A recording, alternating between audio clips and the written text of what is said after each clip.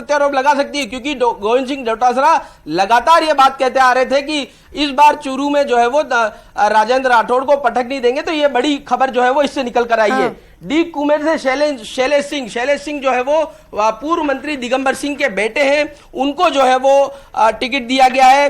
खंडार से जितेंद्र गोठवाल संगठन के कार्यों में लगातार सक्रिय थे और पूरी संभावना लग रही थी कि उनको जो है वो टिकट जो है वो दिया जाएगा। अनीता बघेल और वासुदेव देवनानी जो अजमेर उत्तर से, दोनों का ही नाम लगातार पहले से चर्चा में था। रामस्वरूप लांबा पहले से विधायक थे, नसीराबाद से, ब्यावर से शंकर सिंह रावत जो है वो लगातार विधायक थे। नागौर से बड़ी बात आई है, नागौर से ज्योति मिर्धा को जो है वो टिकट दिया गया। लेकिन एक खास बात जो नाथद्वारा सीट से सामने आई है, नाथद्वारा सीट से इस लिहाज से आई है क्योंकि विश्वराज मेवाड़ ने अभी कुछ दिनों पहले ही दिल्ली में जो है वो ज्वाइनिंग की थी और पूरी संभावना लग रही थी कि सीपी जोशी के सामने एक बड़ा नाम जो है वो प्रोजेक्ट किया जाए। इसी कारण से विश्वराज सिंह मेवाड़ा को जो है वो यहाँ से टिकट दिया गया। झालरापाटन से वसुंधरा राजे है, खानपुर से नरेंद्र नागर है, अशोक डोगरा, यानी जो पुराने नाम थे, पुराने जो विधायक थे 2018 में जो जीत के आए थे, ज्यादातर उनको जो है वो नहीं बदला गया है। लेकिन बड़ी बात,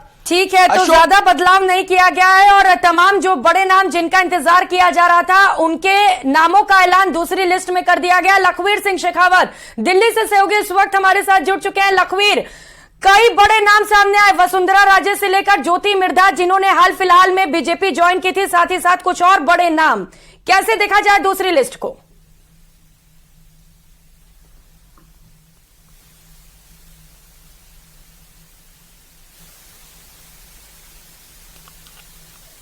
कि भारतीय जनता पार्टी राजस्थान को लेकर 83 सीटों का ऐलान करेगी, 84 सीटों का ऐलान करेगी, लेकिन एक सीट को होल्ड किया गया। मतलब न्यूज 18 की खबर पर मुहर लगी है। 83 सीटों का ऐलान किया गया है। पूर्व सीएम, नेता प्रतिपक्ष और उपनेता प्रतिपक्ष का नाम भी हमने बताया था कल रात ही कि शामिल होगा और वो हुआ है।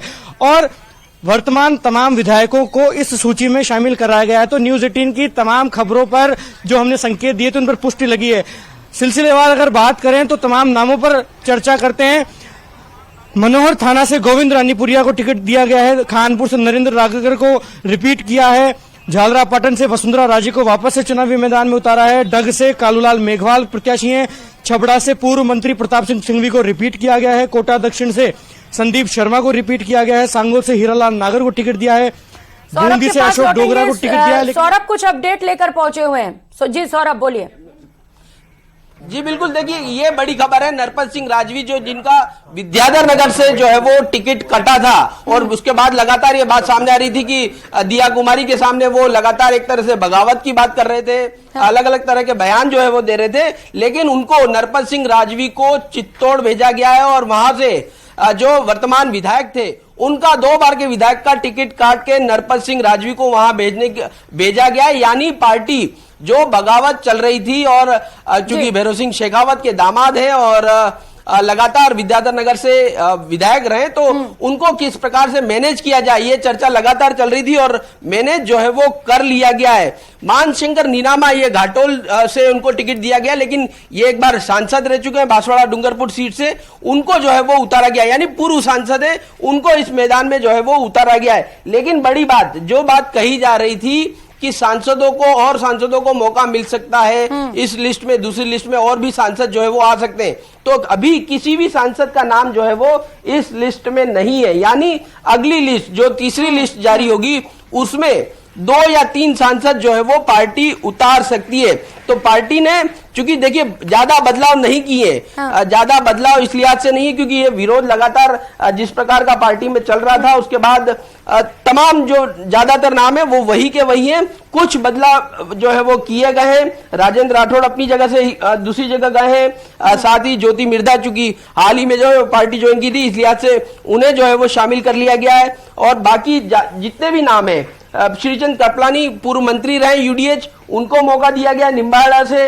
इसके अलावा नौहर से अभिषेक मटोरिया, ये भी हरियाणा में अपने इनका कह सकते हैं कि इनके परिवार की रिश्तेदारी है, जो वर्तमान सरकार है संभवतः उनके नजदीक जो है वो, इसलिए आज से चाकसू का टिकट चेंज हुआ है। चाकसू में राम अवतार बेरवा को जो है वो पार्टी ने मौका दिया गया है, लेकिन मंजीत धर्मपाल चौधरी हो, हेम सिंह भड़ाना हो, संजय सिंह, इनको फिर से जो है वो मौका पार्टी ने दिया है। पिछली बार चुनाव हार चुके थे, लेकिन हेम सिंह भड़ाना को फिर से मौका दिया गया। हेम सिंह भड़ाना वसुंधरा राजे के खास पहले तक माने जाते थे, लेकिन जो है वो फिर से उनको मौका दिया गया। मालपुरा से कन्हैयालाल चौधरी का नाम जो है वो सामने आया है। सांसद को उतारा जाना चाहते थे, लेकिन बदलाव जो है वो नहीं किया है। आमेर से सतीश पुनिया जो उपनेता प्रतिपक्ष है, उनको फिर से जो है मौका दिया। मालवीय नगर, ये बड़ी चौंकाने वाली बात है। मालवीय नगर से लगातार बात सामने आ रही थी कि मालवीय नगर में पार्टी बदलाव कर सकती है, क्योंकि लगातार वहां पर स्थानीय कार्यकर्ता जो है वो कालीचरण साहब का विरोध जो है वो कर रहे थे, लेकिन वहां पर टिकट नहीं बदले गए। जयपुर शहर की सिर्फ 2 सीटों पर जो है वो उम्मीदवारों की घोषणा की गई है। कुल 6 सीटें हैं, लेकिन 2 सीटों पर घोषणा की गई है। उसमें मालवीय नगर से कालीचरण सराफ को, चूंकि वो 7 बार के विधायक हैं, इसलिए से उनको कंटिन्यू रखा गया है। और लेकिन सांगानेर बहुत चौंकाने वाली बात है। सांगानेर बीजेपी का गढ़ माना जाता है।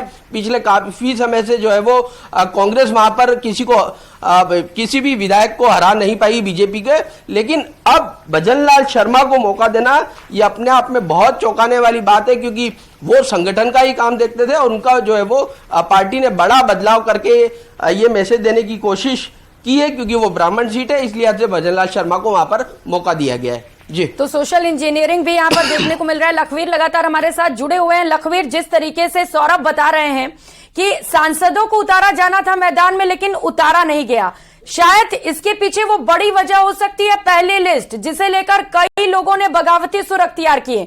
बीजेपी नहीं चाहती है कि इस वक्त बगावत हो पार्टी में।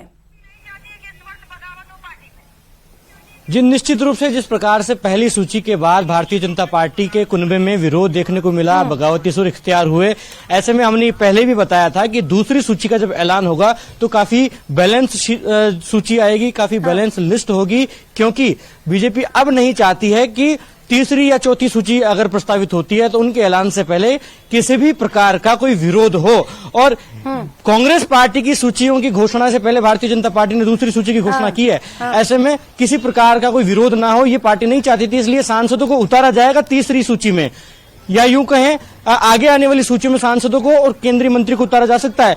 लेकिन आज तमाम वर्तमान विधायकों को रिपीट करना और मौजूदा सीटों पर जहां अभी बीजेपी के विधायक है वहां से चुनावी मैदान में उतारना, लेकिन कई विधायकों के टिकट कटे भी हैं, जैसा कि हमने कहा था, लेकिन कई सीटों को होल्ड पर रखा गया है, जो कि चौंकाने वाली बात है।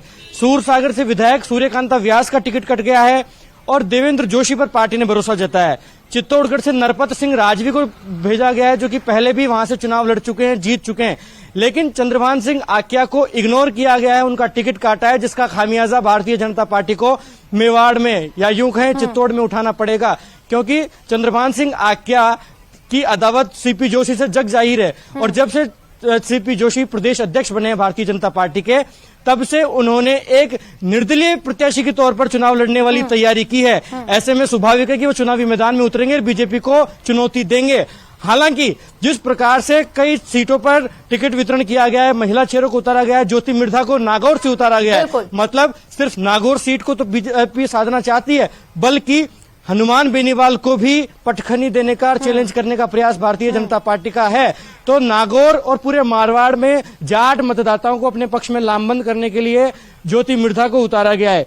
वहीं बगरू से वाकई में ये चौंकाने वाला नाम कह सकते हैं, क्योंकि कैलाश चंद वर्मा की लगातार खिलाफत हो रही थी, लेकिन उनका टिकट रिपीट किया गया है, उन पर विश्वास जताया गया है।